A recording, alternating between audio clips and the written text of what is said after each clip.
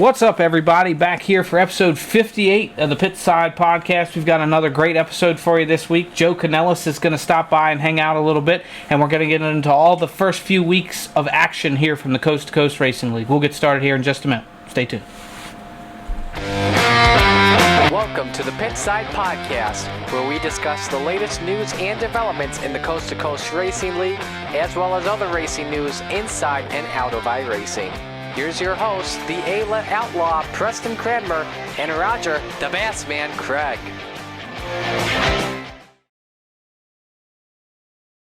Yep, so we're back. It's been an exciting couple of weeks. You know, we're really into week 3. By the time you're watching this, we're at the end of week 3 of the winter season here for the Coast2Coast Racing League, and it's well, for me personally, it's been a good start to the season. But I think league-wide, we've had a lot of good things going on as well.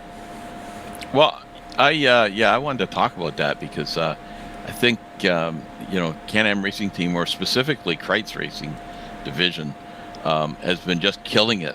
You know, Shorty just came off his second win in a row, back to back in the Renegades.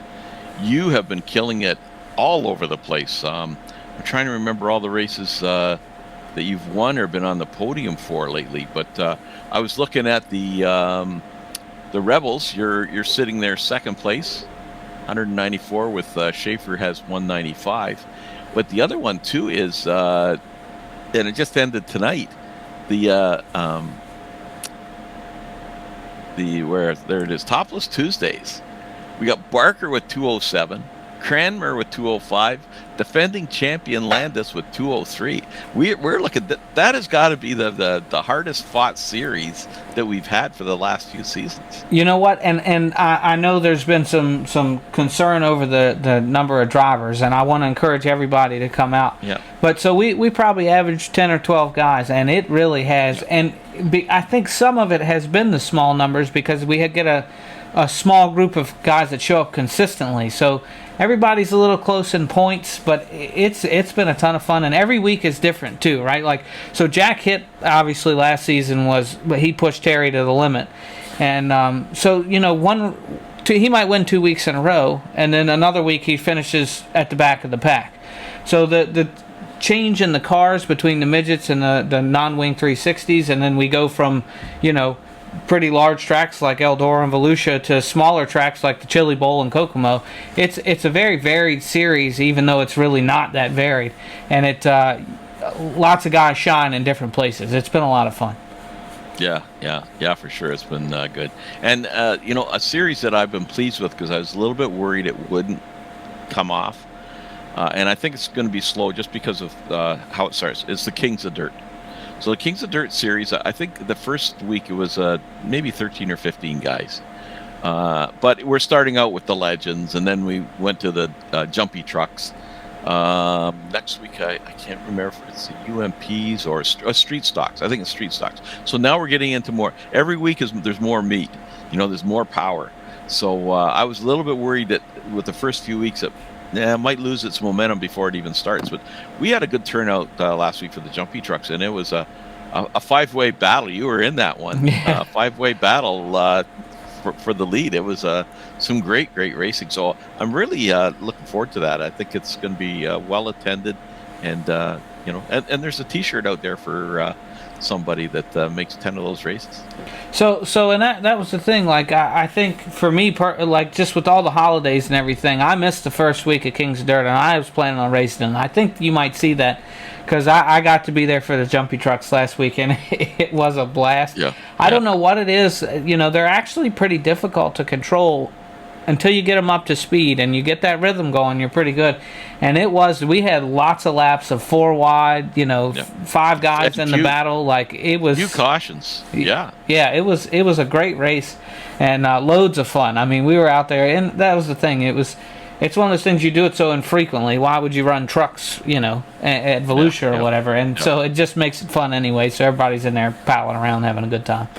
Yeah. No, it was good. So been really pleased with that. And of course, Wednesday nights are always a big hit. And this, this is coming Wednesday, but it's past by the time the broadcast comes out. We've got another 75 lap enduro. We've got 2 of those this season. They're so popular. Everybody has a good time. Great stress reliever, and so that should be good. And people have seen the results when they see this broadcast. Do you have any drivers in particular you're hoping you show up, for said reasons? Well, maybe, you know what? Like, last one was the first time that our team worked like a team. Right. If you know what I mean. The Spartans always very dominant there, and the Gambler guys work together. But the kart team was out there to be, mostly the old guys, but we were holding our own, and the strategies come out. So, and speaking of that, and that's another place where you've been shining, is the NASCAR stuff. Well, I'll tell you, I can't take any credit for that, because both times now, I've run, I think, 2 truck races and 1 of the Piston Cup races. And in every one of those, I've managed to have a teammate there that was willing to help me out. The last Piston Cup race, I had Terry and Joe, and we had our Christmas themed paints, and so we got out there to run together, just to look cool or whatever. And we had a great race, but it didn't turn out well. Everybody ended up with a black flag or something for some particular reason. But the truck race the week previous, it was just a matter. I was catching. There were a couple of guys on our team that had lost the draft and were lapped down. So I'd radio them and be like, "Stay low. I'm going to draft you," and then I'd go around them in the corner. And then you pushed me to the lead. I mean, there was no doubt. And were you a lap down at that point? I was lapped down, and so I elected to pit with you. You were going to pit. I didn't need to pit that early, but I thought, if I come in with you, and that's what you had screwed up in the pit stop too, where I don't know, you were changing tires or adding fuel, or I don't know what you were. There was something I accidentally changed tires, which I didn't want to. So coming out, you were with the pack, and you'd lost the pack, and I got you back to the pack, and then you did the rest on your own. But so it's good to, even if you don't win, hey, I helped. No, really, it's good. And I've been in that position too, and it really is. It's pretty close to as rewarding as winning. I mean, you got that person there. It's the same kind of feeling. So. I had one race where I wasn't going to get there on time, and so I remotely, gridded, and I didn't get home till about lap 5. But so I was 5 laps down, but I was looking for teammates to push. So it was so you can still do your part. Sort of. So it's kind of cool. That's one of the great things about that Piston Cup series being all larger tracks. Even if you do go a lap down, when that next caution comes out, you're going to be grouped back up, and you're going to get to race with everybody anyway, because it's really all based on the draft for the most part. Yeah. So nobody's it's fixed here, fixed setup. So everybody's at the same advantage. Yeah. Last week I had to bail out, but that race, up until I left, was an incredible race. It was just it was pack racing. We were at least halfway done. It was still the pack. Everybody was with the pack. Then I did come back and watch the end of it or something, and I don't know what happened. There must have been a few yellows. You were down a lap all of a sudden now, or 2 laps. And so there must have been some stuff happen. But shenanigans we'll go with. Okay. So anyways, it's been good. Season's been good. I've been scrambling here. I don't know if anybody knows, this is a bit of a different setup. I've got my new triples that and if you see my eyes moving around, I look like Joe Halter now watching my triples, but I got 32-inch curved triples here now. So and now I used to have a separate spot for the podcast, but now it's out of the chair. And I got a new seat that I'll have in next week. And Mama gave me a $200 gift certificate for my rig for Christmas. Like that, it wasn't the money, it was the fact that she is supporting my racing habit. So I've ordered, I've had some discussions with John, but I'm going with a butt kicker too. I've ordered. Are you? So so that should, I was going to get the win thing, but then I've been reading reviews, and everybody says once you've used a butt kicker, you can't go back.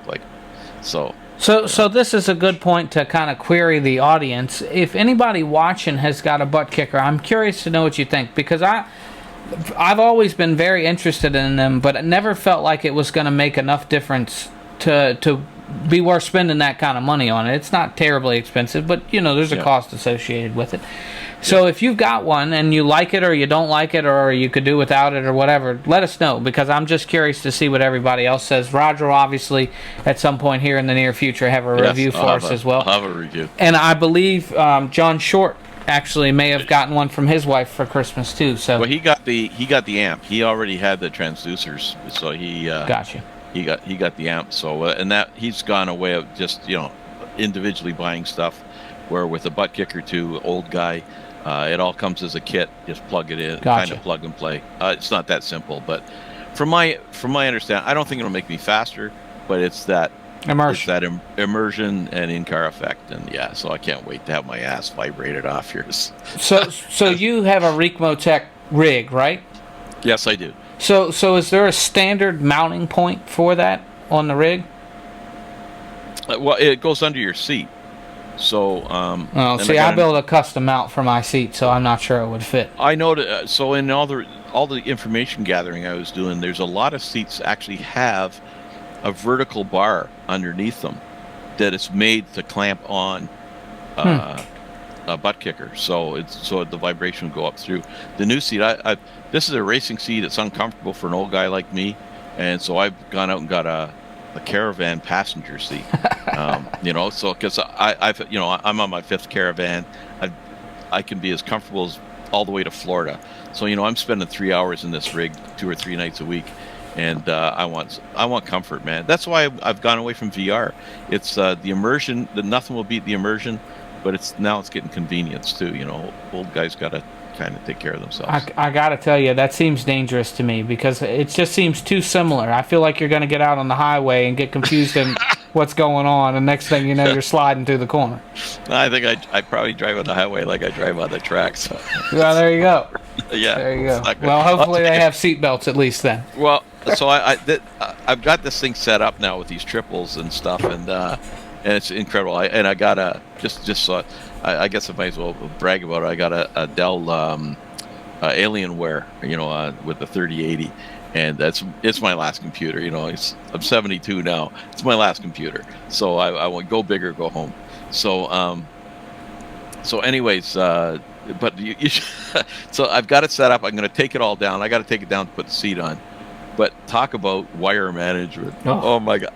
Every time I get in and out, I'm tripping over wires. I'm getting caught up. I'm going to strangle myself if I don't get this straightened out. You can't see it, but I literally, the wire to my webcam is running in front of my face down to my computer. It is just as bad here. When you have a rig like this, it's constantly being improved, and you've got no time to manage wires. That's not a thing. No. So I did this purposely because I had to make sure that this configuration is going to be, there may be some more cutting or whatever because it's a wooden rig. And but I think I pretty much got where everything's figured out. Then I'll do the wire management. We'll get it all cleaned up, and it'll be my podcast central now and everything else. So I can't wait. There's all sorts of stuff, that it should be a better experience, if you know what I mean. So I think I got the R1000 curved screens, so like that's 1,000 millimeters, 62 inches or something like that, I think. And basically, like your eyes are the same distance no matter where, and it's 187 degrees of that's view. wild. So it is wild. It's almost as good as VR. Like you can't look up, you can't look down, but when you look around, it's all there. So yeah, it's pretty cool. Yeah. So you'll have to send some pictures. I keep asking for those. But I did do some progress pictures. I'll send you once I get everything kind of. But I have to ask too. Have you tried Flight Simulator on your new 3080 yet? So I pulled it up, and I was actually showing my son yesterday. They were here visiting, and it's pretty cool. But I didn't fly it yet. I've got to get everything set up. But that's the other plan. Is Flight Simulators looks pretty wild. Yeah, well, and that 3080 will be able to really run that thing. Yeah, and VR doesn't work that good with Flight Simulator. Like you can't find on any of your controls. So, yeah. It's anyways, I'm looking forward to all that. That's and I might even do some data mining. Because I was reading reviews on these things. The 3080, this is what they've been used for data mining. It. Some guy said he makes $30 or $40, a day. You mean data mining or like? Yeah. You're gonna mine crypto? Yeah, crypto, baby. Oh, That's yeah. That's $30 or $40 more a day that I make from the league. Yeah, your electric bill is going to go through the roof too. Well, that's after hydro. That's after electric. Yeah, we call it hydro up here. After electric. Do y'all Don't have ask me why we call hydroelectric it power? Hydroelectric power. Oh, Yeah. okay. Well, yeah, we don't have that. We got that good coal power. Yeah. Well. I think most of it is nuclear stuff, right? But anyways, and then we got all the turbines, right? Oh, don't get me started on that. Those guys sell the hydroelectric on the turbines and like for 8 cents, and then they resell it for a penny. I don't know. If that's a scam, I don't want to even go there. I don't want to go on the wind turbine. Yeah, I don't think we should. In fact, I think we should probably jump over and talk to Joe Canellas. We got Joe Canellas finally. We've been trying to hook up with Joe, and either we had something on the go and we couldn't quite set up. We dropped the ball on him a couple times, I think, and then Joe couldn't make it. So Joe Canellas has been just a super bonus to the racing community that we've got here. I know you see him on Mondays and that, but like we see him every day during the matinees, and just a great guy. I can't say enough about Joe. He's really been and a great contributor and giving back to the league. Well, I didn't share this when we talked to him, but actually the first time I met Joe was on, I think it was our first season. I don't know if we're on the second or third season of Topless Tuesday, right? And we were running a non-wing 360 race, and Joe just happened to pop in. He hopped into Terry and I's chat room because we're the only ones on our team that run that. Yep. And he was just kind of hanging out. We didn't know he was there for the longest time, and he finally just chimed in, and he laughed and had the best time to the whole thing. Yep. And we got to the end, and I think Terry and I finished like second and third or something. We were running really well. And we said, "How'd you finish, Joe?" He was like, "Well, I finished," and he was just as excited as could be. And I've had a good time with him ever since. Like, he's just a real laid back guy, and you guys will see that here when we talk to him in a second. Yeah, great guy. Yep. Yeah. So the only other thing I wanted to mention was, we've got the charity race coming up, probably the end of February, and Dean Reynolds was in touch with me. We're going to do a dirt week, and we're going to do it as close as we can to the way he does it. So. Stay tuned for that. And do you have anything to report on the other, on awards night? No, It's starting to come up. Well, no, I don't have anything to report yet, but that is right around the corner. So you'll be hearing from me if you're going to win an award. You'll be hearing from me shortly. I'm going to ask you to keep that quiet until the award show. But we'll talk about that when I message you. But I do want to mention that a post went out this past Wednesday for the best rap, right? So you'll see a post in the Coast2Coast Racing Lounge where you can nominate raps for the best rap of 2021. The only stipulation is it needs to have been run in a Coast2Coast Racing League race at some point during that year. You can post that. You won't be on that original post. There's no reason to like or favorite anything. We'll be pulling those down from there and then putting them up on a separate post for you to vote on. So it's simply, if you haven't put anything up there yet, that's simply to just submit paints for that award. Now, you may hear from me because if we're not sure, if it's not one we've seen frequently, I may ask you to tell me like when it was run so we can try to match that up and make sure. But other than that, you guys can just submit those there and submit it as many as you like. I've seen some spectacular raps, and when I'm thinking of it in my head from different rap companies, like I think every one of the rap companies that are in our league, they're all great. And as I'm thinking right now of just some, you're obviously included, but Velocity's does some great stuff, and VMR's done some great stuff, and now Joe's. Joe will talk about that, but yeah, there's some.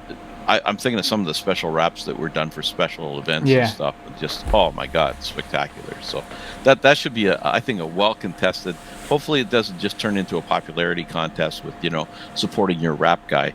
I think if everybody can vote independently of just picking a best rap, because there's going to be some phenomenal entries in that if everybody enters what they should enter. Oh yeah, absolutely. And that's another thing I wanted to mention that I didn't mention a second ago was these wraps should be custom made for you, or custom made for that purpose. Please don't submit anything that you downloaded off Trading Paints. You liked it, right? These are the guys that went out and spent money on wraps for themselves, or the guys that designed wraps for themselves. Those are the people that we're looking to highlight throughout this process. So make sure those are the ones that you're submitting. Yeah, for sure. And I think there should be some great entries in there. So that's going to be. I have a few that I'm hoping to see pop up because we won't be nominating any personally, or at least I won't. So there's a few that I'm waiting to see that I enjoyed seeing throughout the special events really over the past couple of seasons. Yeah. So that's something to look forward to. So hopefully that's slowly coming together, and I'm really looking forward to that in the new year for sure, man. Yep, it'll be a good time, and like I said, there will be some people I'm also reaching out to present awards. So if you're watching this and you think that might be you, or just keep an eye on your messages, because there's going to be a few people that we're going to get to present awards as well. So just keep an eye on those messages. There's going to be a lot of people hearing from me. We've got a bunch of awards to give away. So that'll be within the next couple of days here. And if it's Sunday, you've probably already gotten. Do you have a date for this yet? I don't have an official date because we're going to work with Virtual Grip to put this on. If we're not going to produce it ourselves, then I'm going to have to coordinate with them. So that'll be happening in the next couple of days as well. And we'll be nailing down a broadcast date, and just making sure we've got everything taken care of beforehand. It will more than likely be a Saturday or Sunday night, though, if that helps anybody.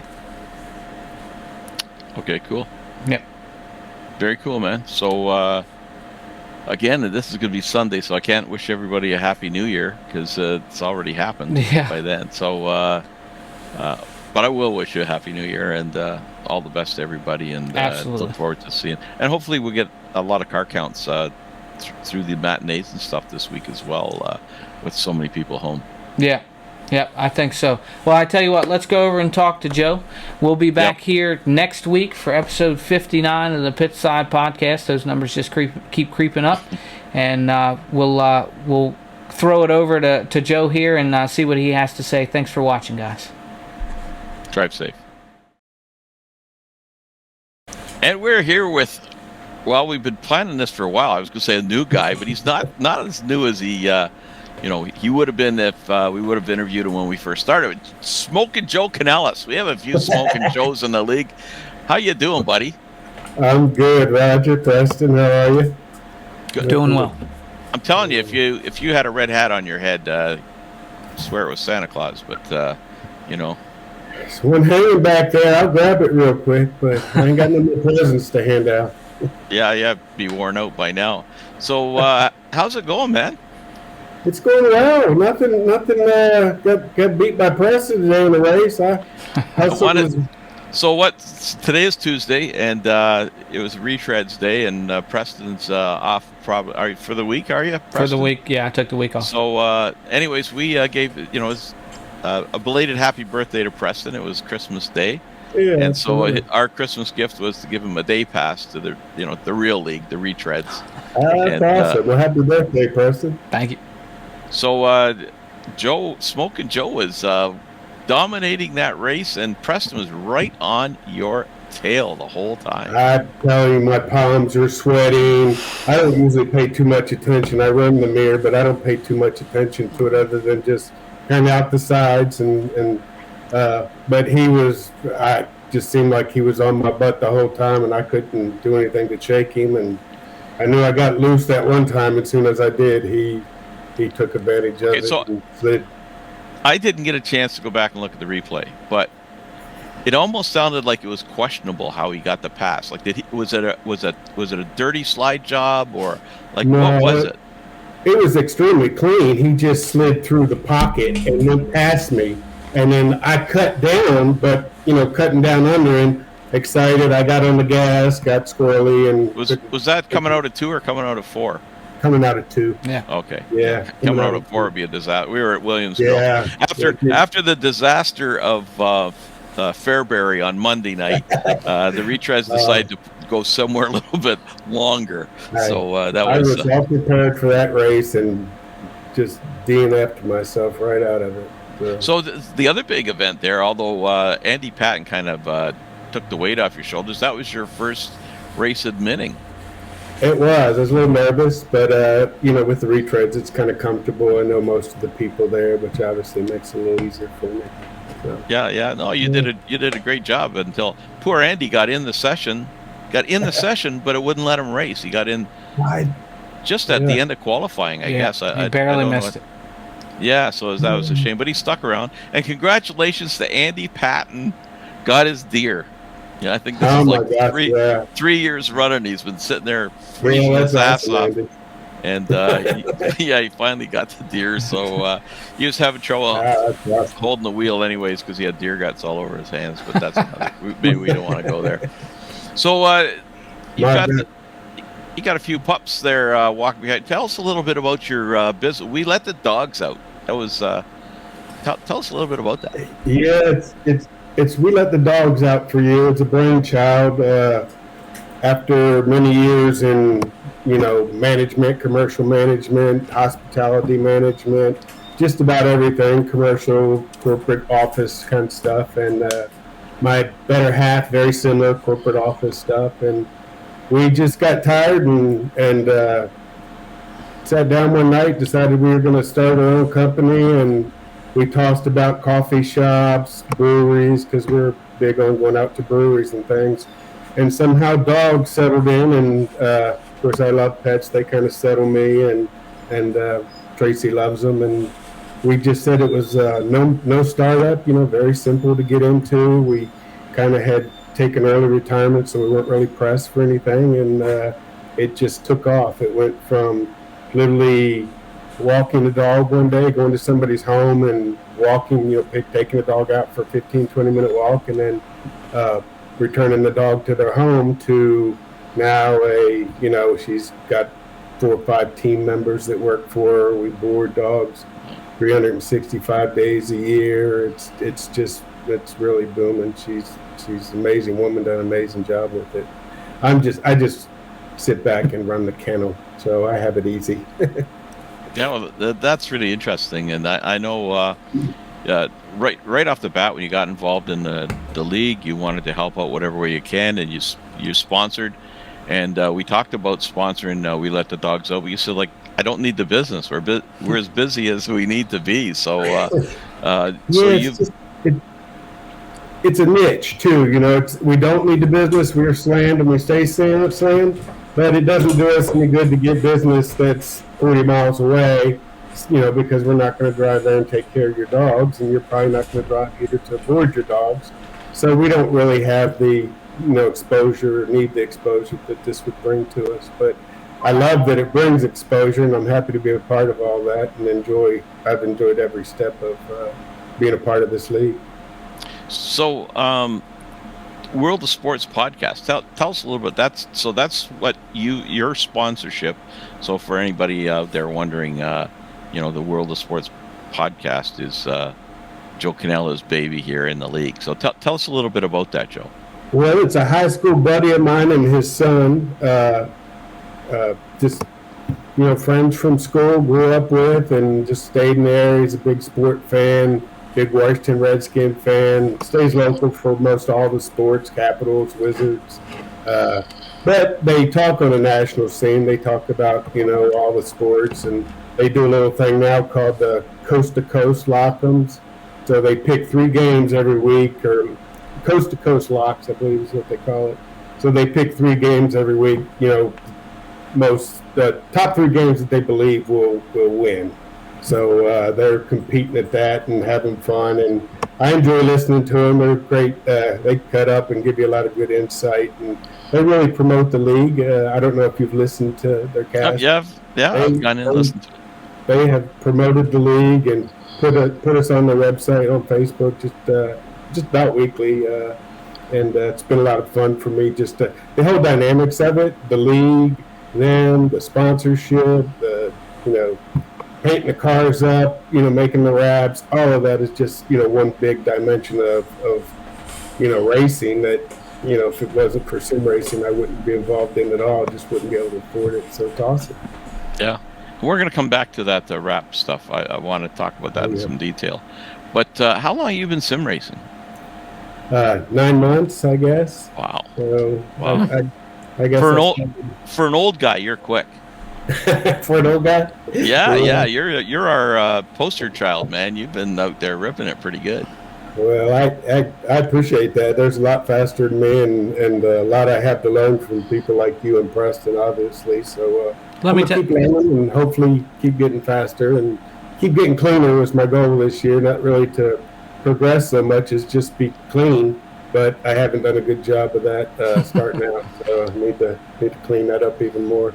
Well, let me tell you, buddy, you were as hard to pass or hard to get around as anybody I've raced against today. So you ought to be holding your head high because, I could pass Steven Goldner just as easy, right? Like you put up a crazy good fight and you just slipped up once.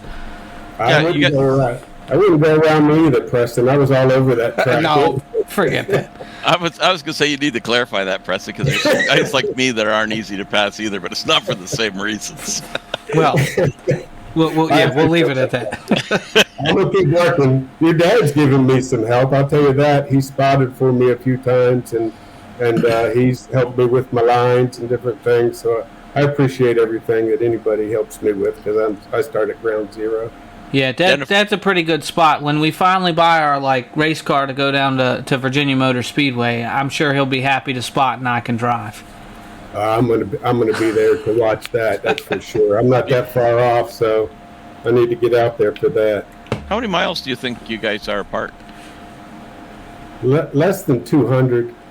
Yeah, but with traffic, it's probably about 2.5 hours, I'd imagine. Yeah, you're more towards the shore, aren't you?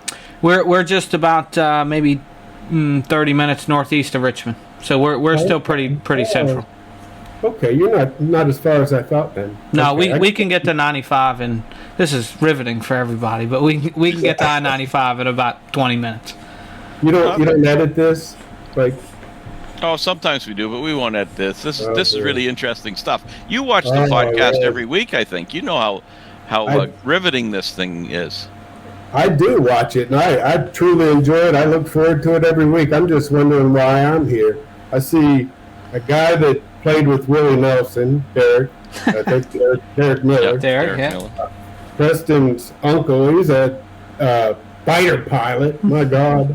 13-year-old race car driver who's quickly becoming a hero of mine. He's just a great kid. Cool to watch all that and everything. And then you have me. I'm trying to figure out how the heck I got here. You bring up a good point, Joe. Yeah, we'll wrap this up right now. I can't believe you brought you on the show wearing that sweater. That's what I got. No, come on. I wear this for a good reason. I'm trying to get Preston and his dad down here to watch a hockey game. I'm going to take you guys to a hockey game. I will take you up on that. I've actually been trying to get up there, and so we'll get together and figure that out. Absolutely, we'll do that. They're sitting in second place. So I think you'd be wearing a hat at least tonight, though, Joe. Like he's not even wearing the hat. Well, I could. I'm talking about Preston. Preston, he's usually got the Capitals hat on. He doesn't even have that on. It's true. All those autographs on that thing. You can't. That's in the display cabinet. That's right there on that trophy rack. Yeah. See, Joe knows. You can't wear those autograph stuff out. So let's talk about your wrap company, because this is a unique company. We've got some phenomenal rappers in our league, and and your work has been great. But tell us, it's a different approach. Tell us about your wrap company. Well, I was just trying to figure out something to kind of be more involved in the league. I enjoy it and have a lot of time on my hands. So I've always kind of wrapped cars, painted, played with them since I started racing, sim racing, and just been an adventure. So named it Tin Can Wraps, Tin Can Charity Wraps. Tin Can is another word for destroyer. Navy ships they were called tin cans because the hulls were so thin on them that you could shoot a 45 through it. So they would call them tin cans. And my dad was a tin can sailor, so I just kind of liked the name and just went with it. But really just a way to, give me something to do, make some wraps, hopefully that people will like, and, get some money for charity and for the league to put into the league's charities. So, I guess the part maybe that you didn't explain there is, so your wraps, people pay for the wraps, but then they will go to the league's charity. So, Tin Can Wraps will be a primary sponsor for our charity events, and all the money that everybody gives you for the wraps will go directly to charity, which is just totally awesome, man. That's super generous of you. And this league is super generous, and it's just nice to be a part of it. It is a community. It feels like a community, and we appreciate it, really. So we always ask our guests a couple of questions here. Do you want to go first, Preston, or you want me to go? Yeah, he knows what they are. I do. Yeah, I'm sure he does, and so he's probably prepared. But that's his prerogative, right? So good on him.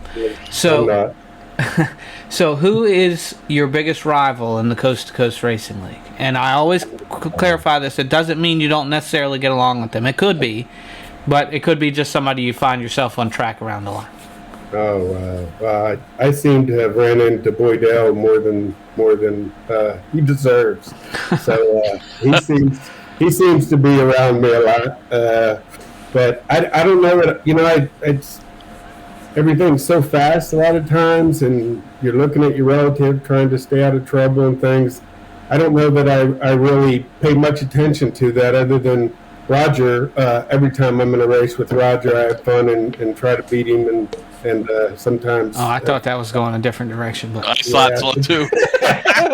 I have ran him off the road time or two too. So, but everybody's competition to me, and everybody's my rival. But I guess Boydell, he's faster than I am for one thing.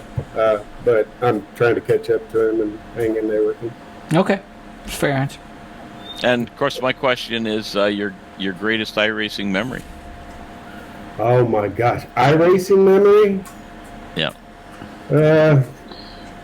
My first win in the league was at Lernerville, and I just got on the top. Started 8th or 9th, got on the top and hung out up there, and it was a matinee race, and just rode around the top and watched the people in front of me either flip off the top or get loose, and somehow got around them and ended up winning that. And I thought it would be years before I even won a league race, and they're just looking at the level of competition and how well and how good drivers are there. So well, you almost won one today.